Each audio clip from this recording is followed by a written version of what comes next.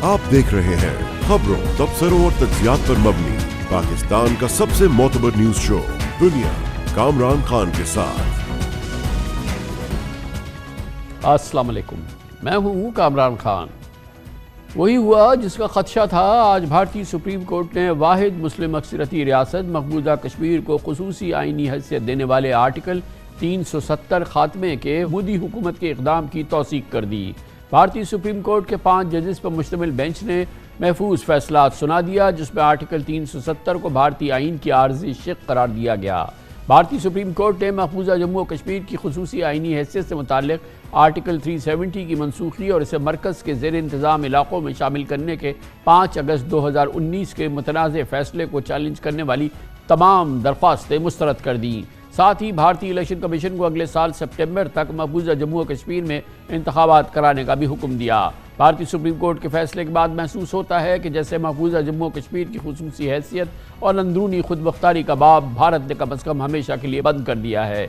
आज फैसले से पहले ही मकबूजा कश्मीर के बेशतर सियासी रहनुमाओं को घरों में नज़रबंद कर दिया गया था।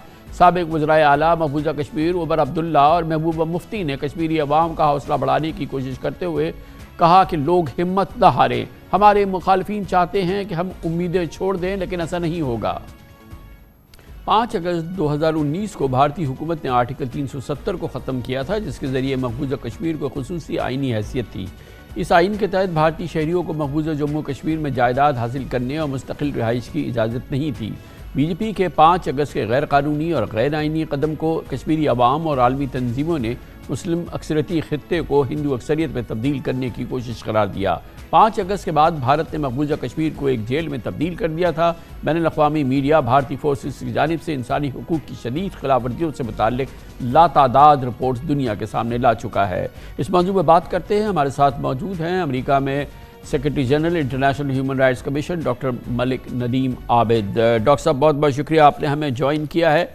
वैसे तो भारत ने कभी भी मकबूजा जम्मू कश्मीर की में हक़ खुद इरादियत को तस्लीम नहीं किया, वहाँ के शहरियों के हुकूक को तस्लीम नहीं किया, मगर उसके बावजूद आज ये सुप्रीम कोर्ट का बाकायदा कह देना कि मकबूजा जम्मू कश्मीर दरअसल एक भारतीय रियासत है और इसको भारतीय रियासत ही तस्वुर करना चाहिए और अब इसमें भारतीय क़वानीन के और आइन के लिहाज से इलेक्शन करा दिया जाए, इसकी क्या इम्पोर्टेंस है? Thank you so much for having me in your show, Khan साहब। It's a very very sensitive situation और मैं हमेशा से आपके प्रोग्राम के तवज्जुह से भी और दूसरे बहुत सारे टीवी शोज़ में ये बात बार बार पॉइंट आउट कर चुका था कि पाकिस्तान को डिफेंसिव पोजीशन अख्तियार नहीं करनी चाहिए, जो कि कई डेकेड्स से पाकिस्तान ने कश्मीर के ऊपर स्वाय पॉलिटिकल और मॉरल ऑब्लिगेशन के तौर पे वो जो अपनी स्टेटमेंट्स दिए हैं, उनके अलावा कोई ऑथेंटिक और स्ट्रॉन्ग काम नहीं किया। और यही काम हुआ है जो आज एक बहुत बड़ा रिस्क क्रिएट कर दिया है, न सिर्फ कश्मीरियों के लिए बल्कि पूरे रीजन के लिए, साउथ एशियन रीजन के लिए। 3 जो न्यूक्लियर पावर्स हैं, अब अगर ज़रा सी भी सेंसिटिव सिचुएशन बिल्ड होती है, जो कि होगी, मैं आपको यकीन दिलाता हूँ कि कश्मीर में, मकबूजा कश्मीर में अनरेस्ट होगा। जब मकबूजा कश्मीर में अनरेस्ट होगा तो पाकिस्तान और इंडिया के ताल्लुकात भी ख़राब होंगे, बॉर्डर्स के ऊपर भी ताल्लुकात ख़राब होंगे और there is a very strong chance कि रेड अलर्ट, हाई अलर्ट भी हो जाए फ़ौजें। तो ये पाकिस्तान की अपनी गलतियों की और माइल्ड किस्म की रिस्पॉन्सिबिलिटीज़ की वो गलती है, उसका नतीजा है।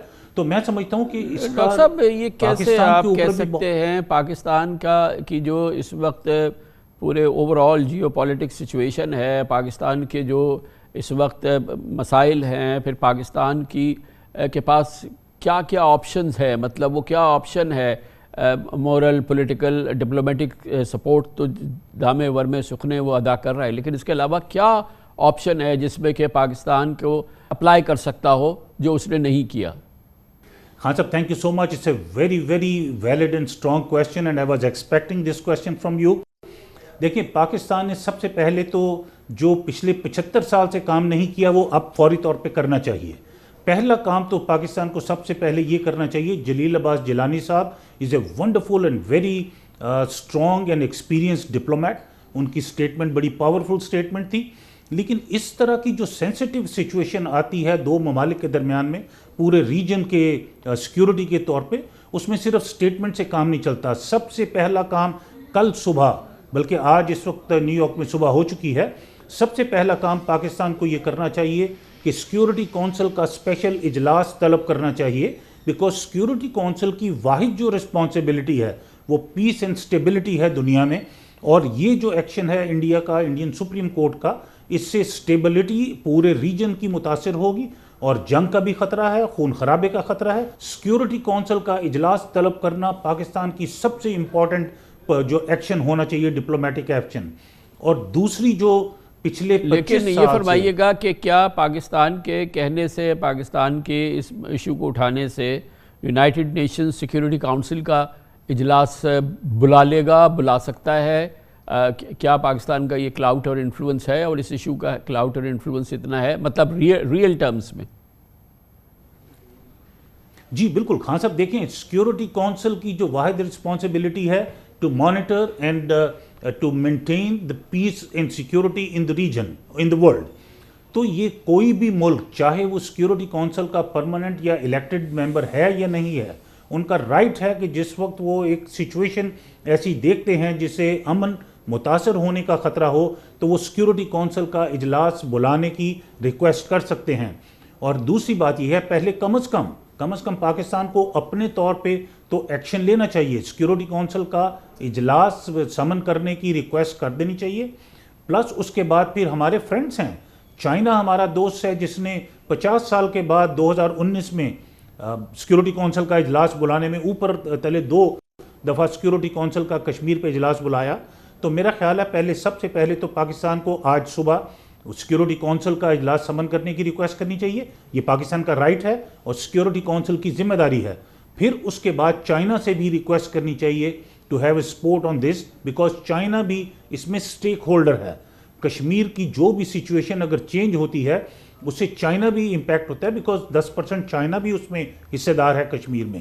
تو میں سمجھتا ہوں کہ سیکیورٹی اور سیفٹی میں بھی چائنا کا رسک موجود ہے، سٹیک ہولڈر ہے، اس لیے میرا خیال ہے چائنا کو انگیج کر کے ہمیں سیکیورٹی کونسل کا اجلاس بلانا چاہیے، اور اس میں ریئلسٹکلی دنیا کو یہ بتانا چاہیے کہ یہ صرف ایک لوکل انڈیا کا ایشو نہیں ہے، یہ پورے ریجن کا، پورے خطے کا ایشو ہے، اور اس سے 3 نیوکلیئر پاور کے امپیکٹ ہونے کی، انگیج ہونے کی بڑی سخت قسم کے رسک موجود ہے۔ تھینک یو سو مچ، بہت بہت شکریہ۔ جناب ملک ندیم عابد ہمارے ساتھ موجود تھے۔ ذکر کریں گے، تشویش کی بات ہے، سپریم کورٹ میں ججز میں اختلافات کا ایک نیا دور شروع ہوتا نظر آ رہا ہے، اختلافات کم ہونے کے بجائے مسلسل ان میں اضافہ ہو رہا ہے، اور آج سینئر ترین سپریم کورٹ جج جناب جسٹس اعجاز الحسن نے بینچز کی تشکیل کے حوالے سے جو موجودہ نظام اس وقت چیف جسٹس آف پاکستان جناب جسٹس